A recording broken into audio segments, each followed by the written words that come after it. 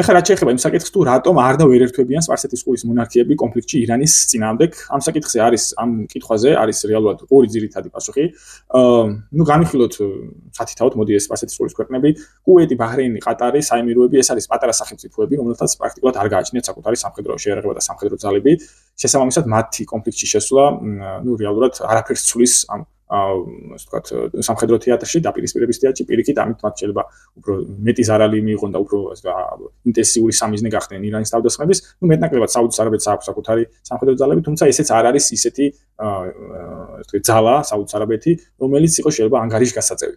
და მომენტი, როდესაც ნებისმიერი საემფო ან საემირო გადაწყვეტს ირანთან უშუალო კონფლიქტში ჩაერთოს, როგორც ვახსენე, ეს ნიშნავს მომენტალურ პასუხს ირანის მხრიდან და არა მარტო ირანის მხრიდან, შეიძლება ეს იყოს იემენიდან ჰუსიტები, რომ ამ საემფოების და საემიროების ნავთობ მომპოვებელი, ნავთობ გადამამუშავებელი და ნავთობის საექსპორტო პუნქტები გახდებიან თავდასხმის სამიზნეები, რაც ნიშნავს იმას, რომ შეიძლება ვთქვათ, რომ ამ სახელმწიფოების დასასრულს გამომდინარე იქიდან, რომ ამ ქვეყნების აბსოლუტური უმრავლესობა ექსპორტის აბსოლუტური უმეტესობა შეადგენს ნავთობ პროდუქტებს. მათ სხვა წარმოების სექტორი არ გააჩნიათ, მათ შორის არც აგროსექტორი, მათი კვება რეალურად დამოკიდებულია ტოტალურად იმპორტზე. ამიტომ ეს არის პირველი პასუხი, მათ არ ძალუცთ, მოდი ასე ვთქვათ, ძალა არ გააჩნიათ ირანთან წინააღმდეგობაში შესვლის. ამიტომაც იყო, რომ ისინი თანხმდებოდნენ შეერთებული შტატების სამხედრო ბაზების ყოფნას მათ ტერიტორიაზე და შეერთებული შტატები წარმოედგინათ მათ საკუთარი უსაფრთხოებისა და სტაბილურობის გარანტად. და მეორე და ძალიან მნიშვნელოვანი ფაქტორი არის ის, რომ თვითონ ამ ასე ვთქვათ, არაბულ ქვეყნებშიც არის საკმაოდ დიდი სიმპათიები ამ შემთხვევაში პალესტინის მიმართ.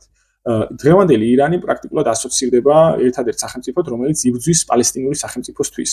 და თუ კი ეს პოლიტიკური ელიტები, ანუ საიმფო სახლები და საემიროები შევლენ ირანთან წინააღმდეგობაში, ეს ნიშნავს იმას, რომ ეს სამეფოები ღალატობენ პალესტინის სახელმწიფოების მომავალს, პალესტინის სახელმწიფოს შექმნის პოტენციალს და პირიქით ებრძვიან იმ ქვეყანას, რომელიც იბრძვის პალესტინის არსებობისთვის.